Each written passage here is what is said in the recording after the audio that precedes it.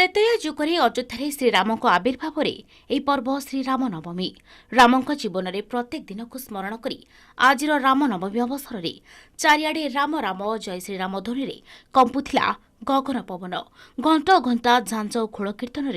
भक्तगण झुमिझुमि राम मध्य लीन होबार अपूर्व दृश्य सोरसहर आज बेस सरगरम होता श्रीराममय परिवेश भक्त भगवान एकाकार परि लगुछि सोरसहर श्रीरामनवमी उत्सव लगी होइछि भव्य आयोजन जय श्रीराम शब्दरे राममय सारा सहर एने साधारण जनता ठू पुलिस प्रशासन समस्ते प्रस्तुत सहर में शांति श्रृंखला परिस्थिति बजाय रखा प्रशासन पक्षर 8 प्लाटून पुलिस फोर्स मुतयन होता बेले एठारे संवेदनशील स्थान मानक सीसीटीवी सहित ड्रोन कैमेरार आयोजन कर राम नवमी उपलक्षे एक विशाल रैली अनुष्ठित होता जहाँ किशोर गोपीनाथपुर स्टकर पड़िया आरंभ हो रायपुर हनुमान मंदिर निकट में शेष होता उक्त रैली में 30,000 ऊर्ध्व भक्तों समागम देखा मिलता एसहित उक्त रैली में विभिन्न श्रीराम कमिटी पक्षर विभिन्न कमिटी 15 अधिक मेढ़ सांगक ओडिसी गोटीपुर नृत्य प्रतियोगिता सामिल हो रैली को बेस आकर्षण करता हजार हजार संख्यक श्रद्धालु इस शोभायात्रा सामिल होते निजर मेढ़ सरस सुंदर कर लगी विभिन्न कमिटी विभिन्न स्थान में जलछत्र व्यवस्था सांगक राम भक्तों पक्षर आइसक्रीम लसी सांगक तरभुजर व्यवस्था कर विक्रम केशरी महापात्र अध्यापक अच्छी श्रीराम सेनार मु सदस्य अच्छी आज सारा मानव समाज पर गोटे पवित्रतम दिवस मर्यादा पुरुषोत्तम भगवान श्री रामचंद्रंकर उपलक्षे आज जो राम नवमी सारा सनातनी समाज रे भव्य दिव्य रूप से पालन हो स्वर भी से पछरे पड़नी हिंदू समाजर जागरण पाई ए प्रकार भव्य कार्यक्रम आयोजित होउची स्वरर श्रीराम सेना प्रयोजन रे ये दीर्घ वर्ष धरी कार्यक्रम चली चैत्र शुक्ल प्रतिपदा नववर्ष ठारू ये 9 दिन व्यापी विभिन्न कार्यक्रम ये संगठन तरफ चली विशेषकर सामाजिक कार्यक्रम रक्तदान शिविर ठारू आरंभ करी गो सेवा रोगी सेवा ठारू आरंभ करी आज जो भव्य तार समारोह कार्यक्रम अच्छी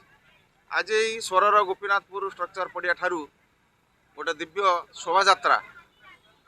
हनुमान मंदिर पर्यंत चलो ए प्राय 30-40 हजार लोक समावेश हम बोली आम आशा करुचु स्वर म्युनिसिपालिटी तथा स्वर पाखपाख अंचल विभिन्न ग्रामांचल जो झांकी सब आसी विभिन्न मेढ़ साजसज्जा हो लोक मैंने स्वतः प्रवृत्त भाव में आसी पहुँची अल्प समय पर आमर ये कार्यक्रम एटू पूजा अर्चना हो आरंभ हम एवं पूरा स्वर नगर आज गैरिकमय होती खाली स्वर नगर नुहे सारा गाँव में सबू गाँ गाँव में गैरिक वर्णर सज्जित होती हिंदू जागरण होती सनातनी जागरण होती हिंदू मानकर जो जागरण ये निश्चित भाव में मानव समाजर उन्नति पाई मानव समाजर शांति प्रतिष्ठा पाई ये कार्यक्रम होची जय श्रीराम जय श्रीराम जय श्रीराम। स्वर अंचल जड़े स्थानीय बासिंदा हिसाब से मु निजको गर्व अनुभव करुच्ची सारा भारतवर्ष भली सर्वभारतीय स्तर में जो भाव में बहु आडंबरपूर्ण भाव में धूमधाम रे सारा भारतवर्षर कोण अनुकोण आज चलचंचल हो उठी श्रीराम का नाम रे आज उत्सव मुखर हो उठी आम बालेश्वर जिला स्वर मध्य बाद पड़ना पाखापाखि प्रति वर्ष भली स्वर सहर में 40 ରୁ 50 हजार लोक आबाल वृद्ध वनिता आज समवेत हेबे ये विराट समावेश प्रमाण करिछि महाऐतिहासिक महापौराणिक हिंदू धर्म सनातन धर्म महाप्रभावशाली महाशक्तिशाली कालंजयी थिला रहिबो ताहा आज भारतवर्ष प्रमाणित होबाकू जाउछि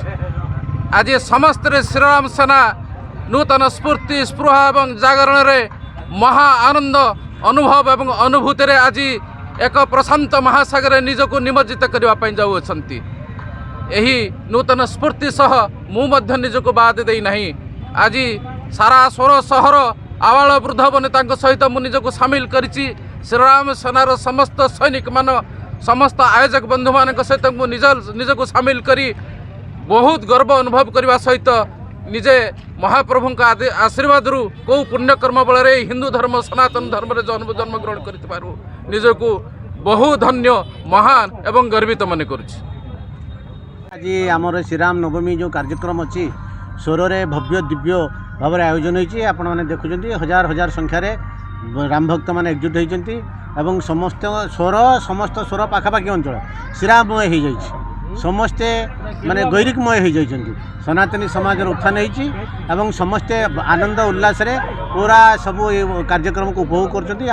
साधारण जनता योगदान यहाँ हूँ बहुत अपूर्व घटना जे साधारण जनता जो प्रकार योगदान ये कार्यक्रम होता समस्त गोटे बहुत बड़ सौभाग्य विषय भारत वर्ष में सनातनी संस्कृति सनातनी सभ्यता श्रीराममय जो होगा जाऊँगी से श्रीराममय भितर स्वर बाद जाए और स्वर सामिल होगी जो हजार हजार लोक समागम देखुं यहाँ तार गोटे परिलक्षित होती।